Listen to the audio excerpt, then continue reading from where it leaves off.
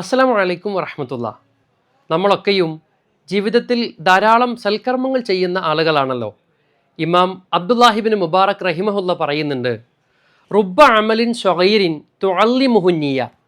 എത്രയെത്ര ചെറിയ ചെറിയ കർമ്മങ്ങളാണ്, നമുക്ക് നിസ്സാരമെന്ന് തോന്നുന്ന കർമ്മങ്ങളാണ്, അത് നിർവഹിക്കുന്ന വ്യക്തിയുടെ നിയ്യത്ത് അതാണ് അതിൻ്റെ വലുപ്പം നിർണയിക്കുന്നതും അതിൻ്റെ മാഹാത്മ്യം ഉയർത്തുന്നതും. വറുബ്ബ അമലിൻ കബീരിൻ തുസഗിറുഹുന്നിയ.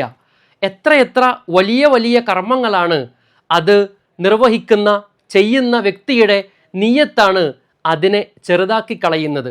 ചില വലിയ കർമ്മങ്ങൾ, എന്നാൽ അത് നിർവഹിക്കുന്ന വ്യക്തികളുടെ നിയ്യത്തിൻ്റെ മോശം മൂലം അത് അള്ളാഹുവിൻ്റെ അടുക്കൽ ചെറുതാക്കപ്പെടുന്നു.